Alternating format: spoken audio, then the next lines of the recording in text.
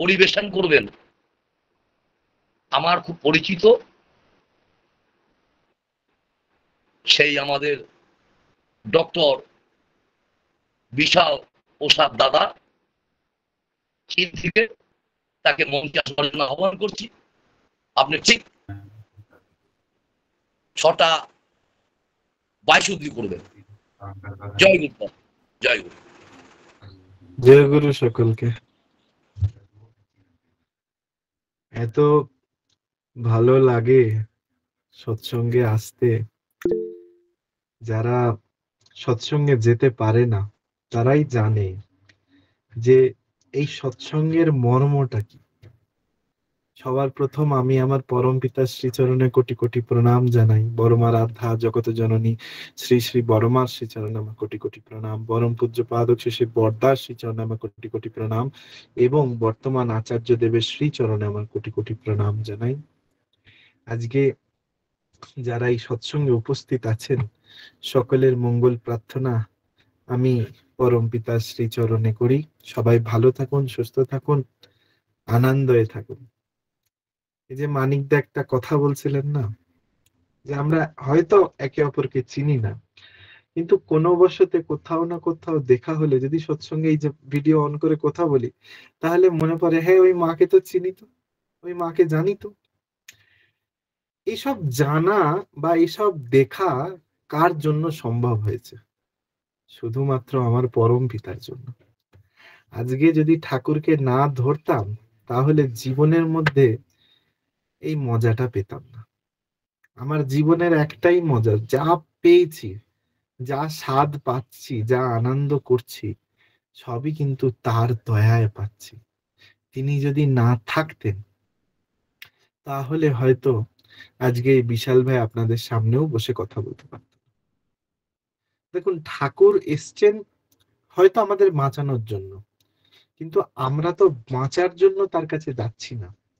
আমরা উল্টে নরকের দিকে যাওয়ার জন্য তাকে সঙ্গ করে নিয়ে চলে যাচ্ছি। কেন? এই কথার মানে হচ্ছে যে ঠাকুর ধরেছি, ঠাকুরের চলন বলন নিজের মধ্যে এনে নিজেকে মডিফাই করে ঠাকুরের মধ্যেই ঠাকুরকে নিজের মধ্যে ইমপ্ল্যান্ট করব। কিন্তু আমরা কি সঠিক্যালি সেটা পারছি? আমরা কিন্তু সঠিক্যালি সেটা পারছি না। আমরা এখনো আমাদের মান, অভিমান, অহংকার, রাগ, চিন্তা এগুলো ত্যাগ করতে পারিনি। ঠাকুরকে যখন প্রার্থনা করি তখন মনে হয় ঠাকুর, কিন্তু যখন সমস্যায় পড়ি তখন বলি ও বাবা, ও মা গো, ও বাবা গো, ও মা গো। কিন্তু কোনোদিন বলি যে ঠাকুর তোমার দয়ায় বিপদটা এসছে, তো আমি আশা করি তুমি ঠিক আমাকে রক্ষা করবে। এক্স্যাক্টলি এই জিনিসটাকে গেইন করতে হবে। আমি আমার পরম পিতার প্রতি এতটাই আকর্ষিত হয়ে যাব, এতটাই ডিপেন্ডেন্ট হয়ে যাব, এতটাই তার প্রতি নির্ভরশীল হয়ে যাব যে আমার জন্য বিকল্প কোনো জায়গা বা কোনো জিনিস কোনো যায় আসে না। কারণ আমার জীবনে আমার পরম পুরুষ আছে। সব প্রশ্নের একটাই উত্তর, তিনি হলেন আমার পরম পুরুষ। তার দয়া অসীম। তিনি যদি আজ না থাকতেন তাহলে ওই যে মানিকদা যেটা বললেন সেই সেম কথা হয়তো আপনাদের সাথে আমারও দেখা হতো না। আজকে আপনাদের সামনে ঠাকুরের কিছু দয়ার কথা বলবো, কিন্তু তার আগে একটি ছোট্ট ঘটনা বলে আমি শেষ করব। এই যে আজ থেকে 15-10 দিন আগে আমি এই দেশ থেকে অন্য একটা কান্ট্রিতে ট্রাভেল করেছিলাম। তো এই যে বলে না ঠাকুর তুমি তুমি রথে আছো, পথে আছো, ঠাকুর স্বর্গময়, সত্যি আমি সেটা ফিল করলাম যে আমার পরম পিতা কিন্তু আছে। আমি গত 1 সপ্তাহ 1.5 সপ্তাহ আগে এখান থেকে চায়না থেকে সিঙ্গাপুর, মালয়েশিয়া আর থাইল্যান্ড গেছিলাম। কিছু কাজ ছিল এবং কিছু ঘোরারও ছিল, কিছু ঠাকুরের কাজও ছিল। এইসব প্ল্যান করে আমি বেরিয়েছিলাম। তো আমি বেরোনোর পরে আমি যেই যেদিন বেরোলাম এখান থেকে সেদিন প্রচুর বৃষ্টি হচ্ছিল। আর এতটাই বৃষ্টি হচ্ছিল যে যখন ফ্লাইট টেক অফ করলো মানে যেন মনে হচ্ছে আমি দুলছি। খুব ভয় লাগছে তখন, খুব ভয় করছিল। কারণ এত জোরে বৃষ্টি, এত বৃষ্টি আমি মানে ফিল করিনি, এত এত বৃষ্টি। কিন্তু ওই যে বললাম না প্রথমেই, যে আমি কিছু বলার আগে একটা কথা কি ভাবি, যে ঠাকুর তুমি তো আছো, চিন্তা করব কেন। তো ফ্লাইট যখন টেক অফ করে ফেলেছে, প্রচুর বৃষ্টি, এতই বৃষ্টি, বারবার অ্যালার্ট দিচ্ছে, বারবার সাইন দিচ্ছে যে flight will be flight will be normal, don't take tension, এইসব বলছে। হঠাৎ করে দেখি আমার পাশে একজন পেশেন্ট, মানে পেশেন্টই বলবো, তিনি হঠাৎ করে ফেড হয়ে গেছে। তার চোখ মুখ পুরো নীল হয়ে গেছে। এবার আমরা অবাক হয়ে গেলাম যে হঠাৎ করে সে মানে এরকম হয়ে গেল কেন। আমরা মানে আই জাস্ট স্টার্ট সিইং, আমি ওনাকে দেখতে শুরু করলাম। ততক্ষণে ক্রু মেম্বারকে ডাকাডাকি শুরু, মানে এরকম একটা পরিস্থিতি। তো তারপর দেখছে যে সে পুরো ফ্ল্যাট, তার কোনো মানে সেন্স নেই, বিপি পিপি একদম পড়ে গেছে। সঙ্গে সঙ্গে আমি আমার বিপি মেশিন বার করে তাকে দেখছি, দেখে টেকে তার বাড়ির লোক কেউ নেই, তিনি একা ট্রাভেল করছেন। তিনি এখান থেকে ট্রাভেল করছেন চায়না থেকে। তো আমি খুব অবাক হয়ে গেলাম। সঙ্গে সঙ্গে আমরা কি করলাম, তড়িঘড়ি আমি তার পালস, বিপি আর আই সেন্সেশনটা চেক করলাম। করার পরে কিছুক্ষণ গেল, যাওয়ার পরে দেখছি পেশেন্ট কোনো রেসপন্ড করছে না।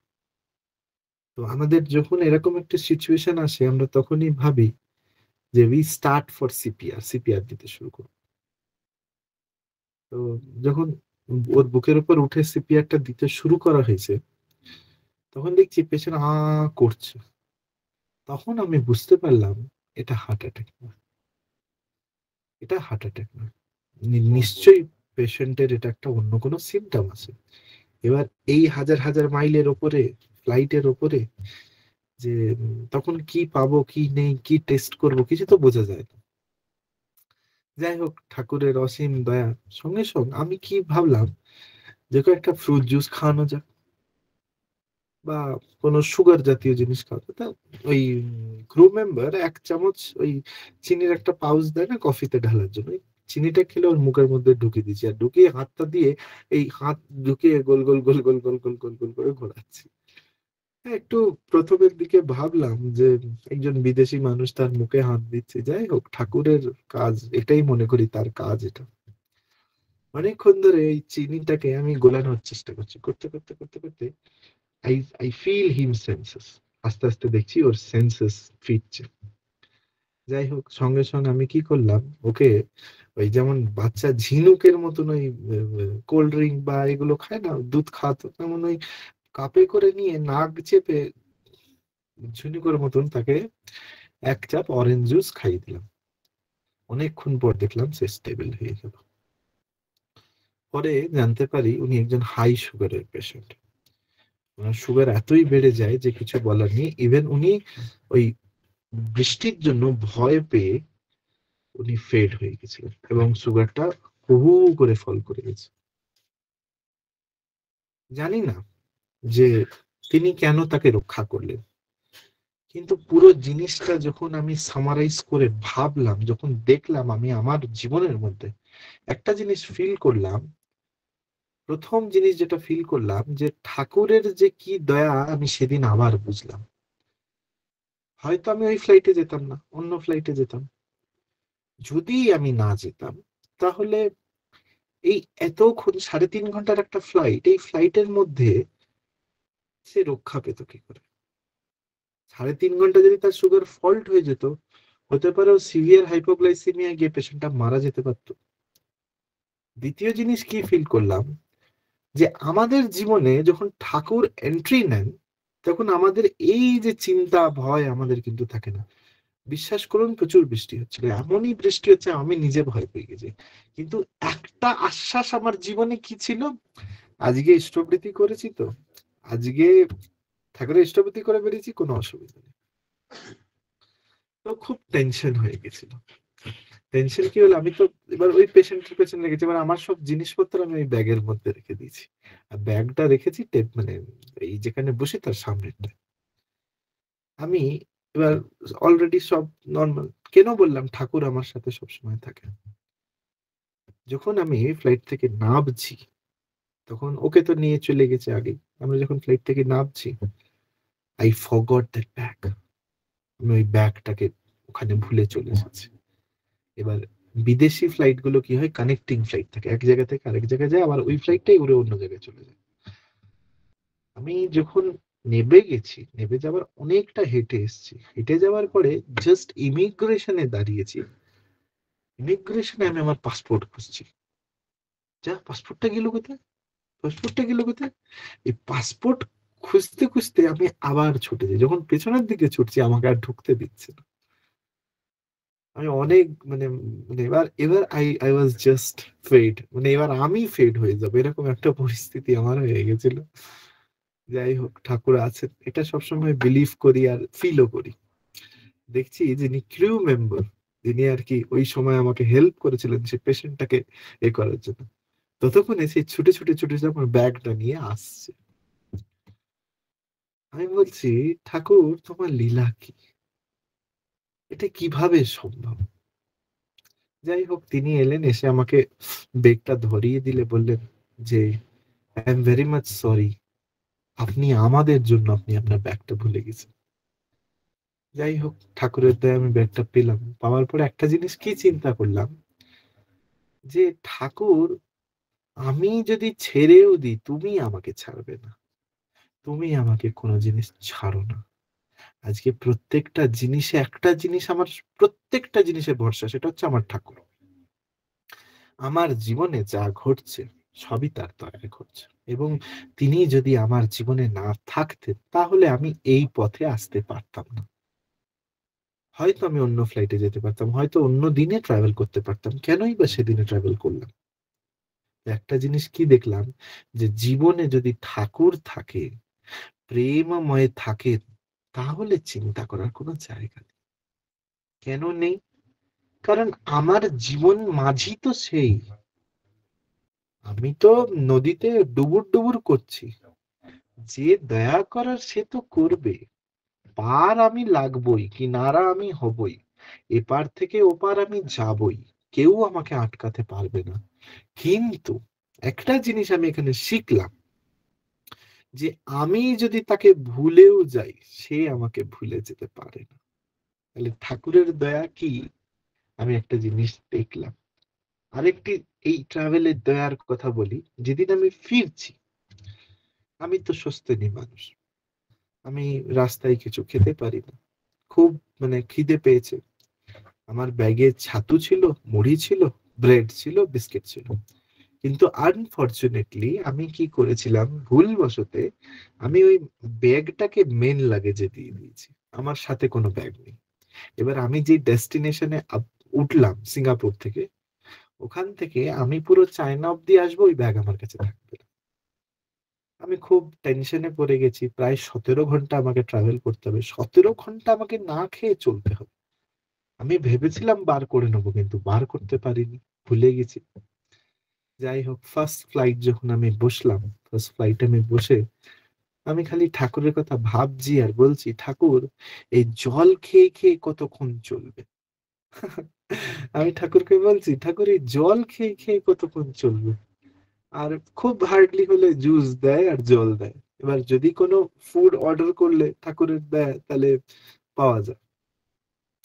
যিনি আর কি ফ্লাইটের যিনি ক্রিউ মেম্বার ছিলেন, তিনি আমাকে এসে বলছেন, এই পুরো ফ্লাইটে শুধুমাত্র আপনি একজন ইন্ডিয়ান, বাকি সব অন্য কান্ট্রি। তো আপনি কেন যাচ্ছেন, কি কারণে যাচ্ছেন, সব ডিটেলস আমার কাছ থেকে নিচ্ছে। আমি সব ঘটনা বললাম, যে আমি ঘুরতে গেছিলাম, ঠাকুরের কাজে গেছিলাম, কিছু কাজ ছিল আমার, এই কারণে আমি বেরিয়েছি। তখন তিনি আমাকে বলছেন, খুব ভালো লাগলো আপনার সাথে পরিচয় হয়, আর আপনার চাইনিজ আমি আপনাকে স্যালিউট করি, কেউ এত ভালো চাইনিজ কি করে বলতে পারে ফরেনার। মানে আমি পড়াশোনা করি, তাই আমি চাইনিজ ভালো করে জানি। তিনি আমাকে বললেন, আহ আপনার জন্য একটা জিনিস দিতে পারি। আমি বলছি, আগে হ্যাঁ বলুন। বলছে, আমার কাছে কিছু গিফটস আছে আপনার জন্য। আমি বলছি, আগে ভালো কথা, আপনি আমাকে গিফট দিতে যাচ্ছেন, ক্রিউ মেম্বার। এনে তিনি আমাকে, আমি দেখলাম তার দয়া কি। তিনি আমাকে এনে আমাকে একটা জৈন ফুডের থালি দিলেন, বলছেন এটা আপনার জন্য। বলছি জৈন ফুড এই ফ্লাইটের মধ্যে?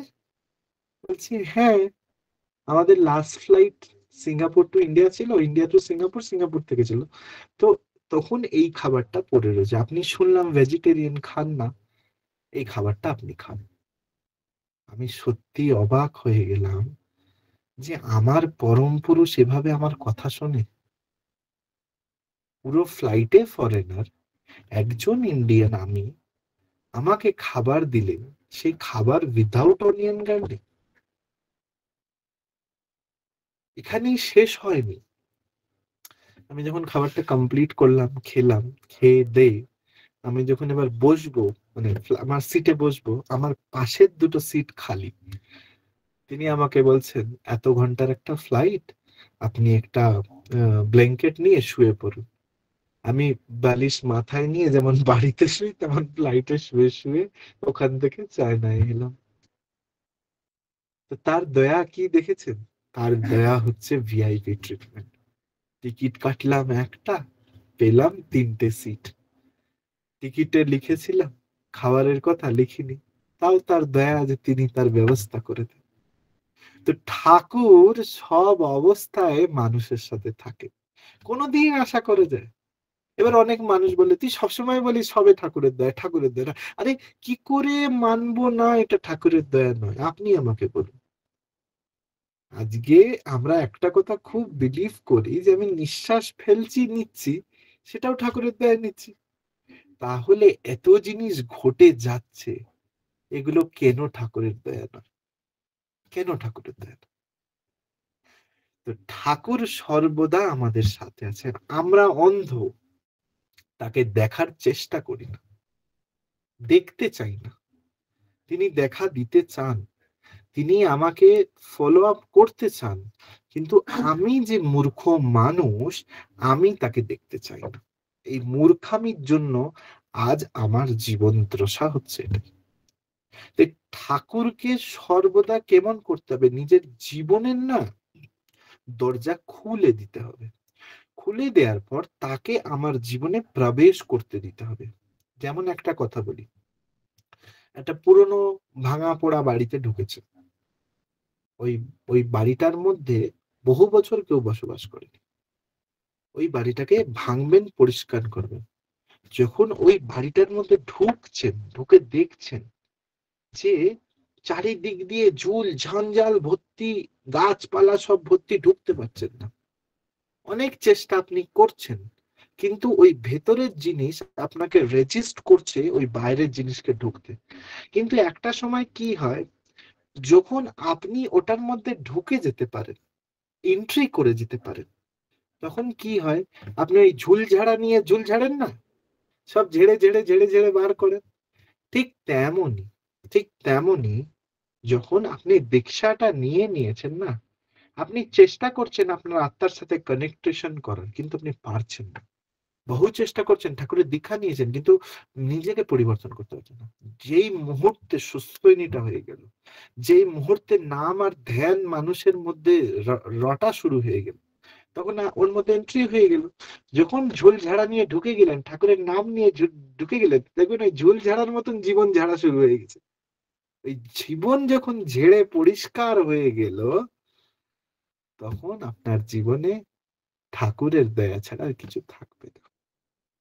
কিন্তু দুটো জিনিস খুব ইম্পর্টেন্ট। একটা হচ্ছে আপনাকে আপনার জীবনে এন্ট্রি দিতে হবে। আপনি যতক্ষণ না তাকে আসতে দেবেন, তাকে প্রতিষ্ঠা করতে দেবেন, আপনার কোনো পরিবর্তন হবে না। অনেক মানুষ বলে ঠাকুরের দীক্ষা নিয়েছিলাম কিন্তু কোনো লাভ হয়নি, ঠাকুরের নাম নিলাম কোনো উন্নতি হলো না। अरे भाई उन्नति कहाँ से होगी, कैसे होगी उन्नति? अगर आप ठाकुर जी को अपने जीवन में स्थान ही नहीं दोगे, যদি তোমার ঠাকুরকে তোমার জীবনে এন্ট্রি দিলে না, ওই নাম নামো নামো ঠাকুর, নামো নামো ঠাকুর করলে হবে?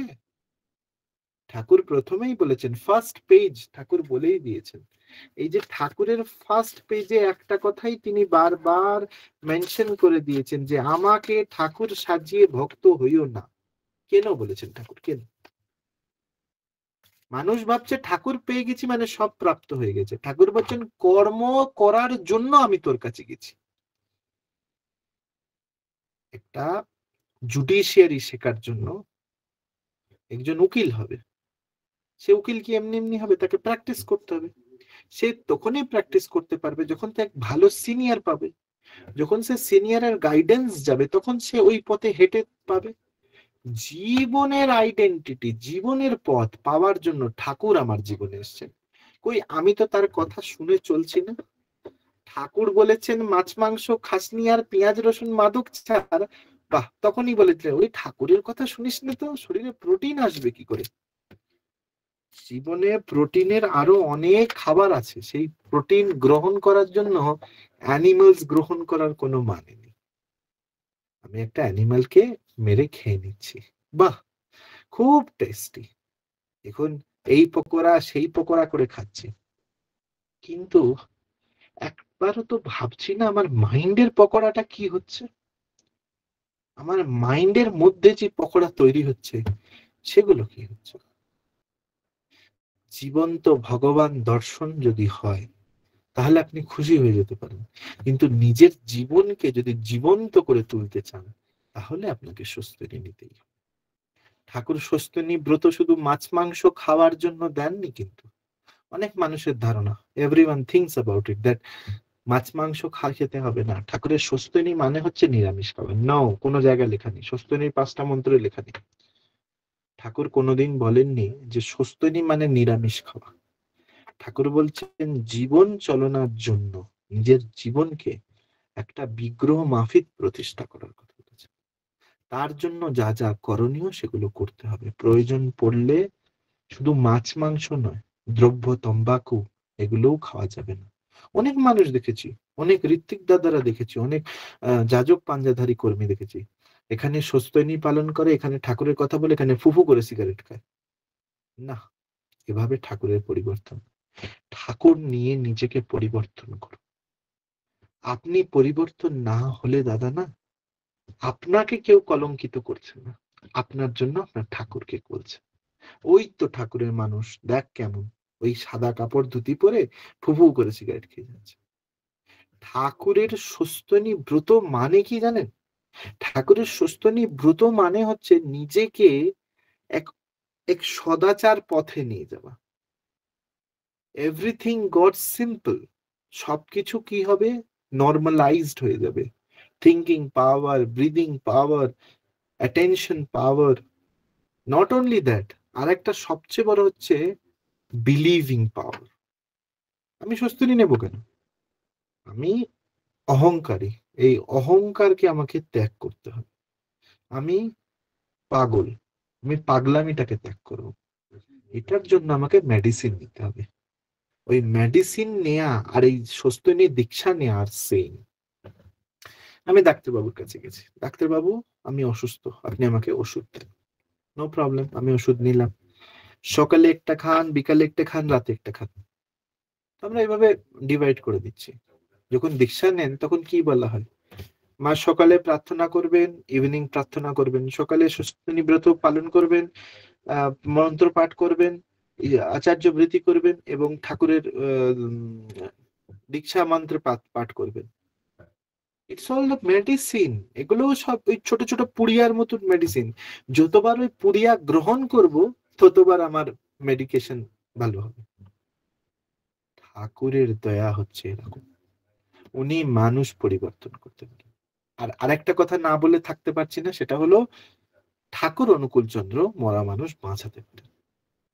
যারা কিচ্ছু থাকে না, সব শেষ হয়ে যায়, কোনো রাস্তা নেই, কোনো জায়গা নেই, চারিদিকে কিচ্ছু নেই, সে সময় শুধু একটাই উজ্জ্বল আলো, সেই আলো হচ্ছেন ঠাকুর, সেই উজ্জ্বল আলো হচ্ছেন ঠাকুর। আচ্ছা দাদা, একটু বললে ভালো হয়, আর কত মিনিট আছে? আমি একটা দয়ের কথা বলবো।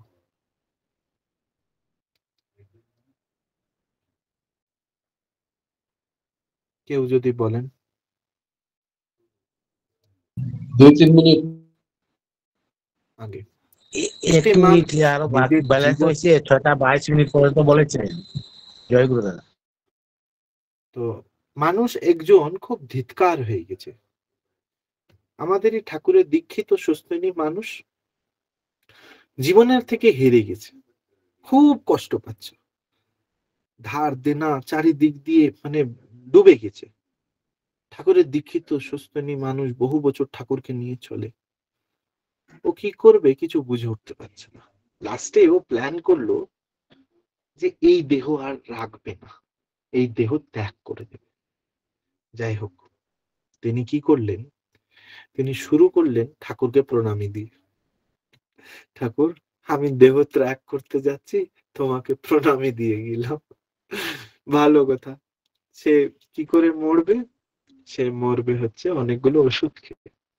ভালো কথা, খুব ভালো কথা।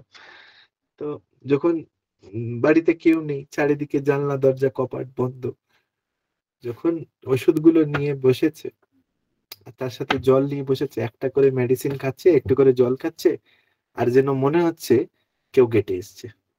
আবার যাচ্ছে, আবার গিয়ে দরজাটা খুলে দেখছি কেউ নেই, আবার এসে আবার একটা করে মেডিসিন খাচ্ছে, জল খাচ্ছে, আবার দেখছি কেউ নাকি খটখট খটখট করছে। বারবার বিরক্ত হয়ে বলছে, দূর, মরতে এসছি সেটাও শান্তিতে মরতে দেবে না। আবার গিয়ে গেট খুলেছে, খুলে দেখছে কেউ নেই। তারপর গিয়ে ঠাকুর ঘরে বসে বলছে ঠাকুরকে, ঠাকুর এত জ্বালা যন্ত্রণা, এবার মরতে চাইছি ততেও মরণ হচ্ছে না আমার, ধুর, আমি ওষুধ আর খাবো না, আর ওষুধ আমি খাবো না। এই কথা বলে ঠাকুরের সামনে বসে নাম করতে শুরু করেছে। যখন নাম করছে তখন সে রিয়েলাইজ করছে, ফিল করছে যে যতবার ওষুধ খাচ্ছি ততবার গেটের নখ দিচ্ছে, কই এখন তো আর নখ দিচ্ছে কেউ আসেনি গেটের মধ্যে। আমি যখন নাম করছি তখন আমি কেন ওই গেটের মধ্যে খুঁজে পাচ্ছি না? তাহলে কি ঠাকুর ছিলেন? ওই বারবার গেটে নক করছিলেন কি ঠাকুর আসছিলেন? হঠাৎ করে তার মন মন মানে চেঞ্জড, মানে জাস্ট চেঞ্জড হয়ে সে তড়িঘড়ি ব্যাগ জম্বল কম্বল গুছিয়ে দেওঘর পালাইছে। কারণ কি হলো, হঠাৎ করে কি হলো? তো इवेंट के बाद गया, गने के बाद फिर पूज्यपाद आचार्य देव जी को प्रणाम किया, पूजनीय অবিন দাদা को प्रणाम किया। দুজনের কাছে গিয়ে প্রণাম করছে। অবিন দাদাকে যখনই প্রণাম করেছে, অবিন বলছে, কি দাদা ভালো আছেন তো? আপনার জন্য কতবার আমার মন কেমন করছিল আপনি জানেন? ও মানুষ বলছে অবিন দাদা তো আমাকে চেনেও নয়, জানেও নয়, তাহলে হঠাৎ করে অবিন দাদা আমাকে এই কথা বললেন কেন? যাই হোক, হয়তো কোনো বশতে বলেছেন। আবার প্রণাম যখন করছে তখন বলছে, কয়টা ওষুধ খাওয়া হলো দাদা? ভাবা যায় আমরা কার সঙ্গ করছি, আমরা কাকে আমাদের জীবনে নিয়ে চলছি। ওই যে যখন মৃত্যু হবে, মরবে, ঠাকুরকে প্রণামী দিয়ে তুই মরতে গেছিস। সত্যি যে ঠাকুর তার দয়া কিভাবে মানুষের উপর করে সেটা বোঝা যায় না। তার আর মরা হলো না কেন? ঠাকুরকে প্রণামী তো দিয়েছিলিস, তাহলে মরলি না কেন? ওই যে বলে না, যতই আসুক আপদ বিপদ তিনি আমার সঙ্গে আছেন। যদি ওই দরজায় খটখটানি না হতো তাহলে তো সে সব ওষুধগুলো খেয়েই নিত না।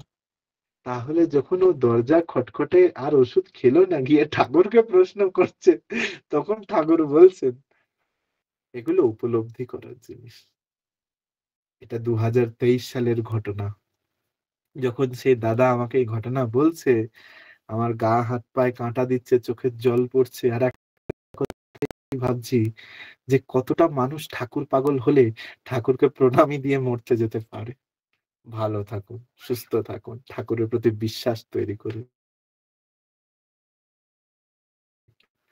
আর জীবনে একটা জিনিস জেনে রাখুন, যা হয় তার মঙ্গলের জন্য হয়, যা হয় তার দয়ায় হয়, যা হয় তার ইচ্ছায় হয়, যা করেন তিনি ভালোর জন্য করেন। তাকে প্রশ্ন করা যাবে না। প্রশ্ন নিজেকে করুন, আমি কেন তার জন্য না। তাকে প্রশ্ন করুন না যে তিনি কেন না। He is the only solution in my life which can change my life from hell to heaven. এই বিশাল ভাই আপনার সামনে বসে আছে, বিশাল ভাই অনেকবার ভেবেছে এই জীবন রেখে লাভ নেই, কিন্তু এই যে যখনই ভাবি, এই যে যখনই ভাবতে যাই না, তখনই আমার এই মালিক বসে থাকে আমার সামনে। তিনি সবসময় আমার দিকে তাকিয়ে বসে থাকেন এবং আমি ভাবি যে আমার তো কোনো কিছুই ছিল না, তুমি দিতে গেলে কেন প্রভু এত কিছু? তাই তার দয়া হচ্ছে মঙ্গল, তার ইচ্ছা হচ্ছে মঙ্গল। I have to accept it. ভালো থাকুন, সুস্থ থাকুন, ঠাকুরকে মাথায় নিয়ে চলুন। ঠাকুর ছাড়া বিকল্প কোনো পথ নেই। খুব খুব খুব করে নাম করুন, বাঁচার একটা পথ। আর যদি জীবন না চান তাহলে নাম করে যান। নাম মানুষকে বাঁচিয়ে তুলবে, নাম মানুষকে বাড়িয়ে তুলবে, সবকিছু তিনি করবেন, তার দয়া সবকিছু তিনি। বিশ্বাস করুন, এই বিশাল ভাইয়ের কথা বিশ্বাস করুন। আমি আবারও বলছি, যারা এখনো স্বস্তিনী গ্রহণ করেননি, প্লিজ হাত জোর করে বলছি, ঠাকুরের দীক্ষা নিয়েছেন বহু বছর, মাছ মাংসর জীবের লালসা ত্যাগ করে স্বস্তিনীটা নিয়ে নিন, দেখবেন ও জীবনের আনন্দ ভোলার মতন আনন্দ না। জীবনের আসল মজা হচ্ছে স্বস্তিনী। মাছ মাংস খাবার 2 দিন 3 দিন, এই বিশাল ভাই কড়া থেকে উঠে মাংস খেয়ে নিত, মায়ের ওপর অত্যাচার করত, হাঁড়ি তুলে ফেলে দিয়েছিল মাংস না দেওয়ার জন্য। আজ এই বিশাল ভাই এত পরিবর্তন হতে পারে কোনোদিন কল্পনা করি। কোনোদিন আমার বাড়ি এসে আমার মায়ের কাছে জানবেন আমি কেমন মাংসর জন্য পাগল ছিলাম। আমার মা রান্না করছেন কাঁচা, আমি বলছি দিবি না ফেলবো, হাঁড়ি থেকে দিবি না ফেলবো। তাই ঠাকুর পরিবর্তন করে, করার মালিক তিনি, তৈরি করার মালিক তিনি। জয় গুরু, বন্দে পুরুষোত্তম।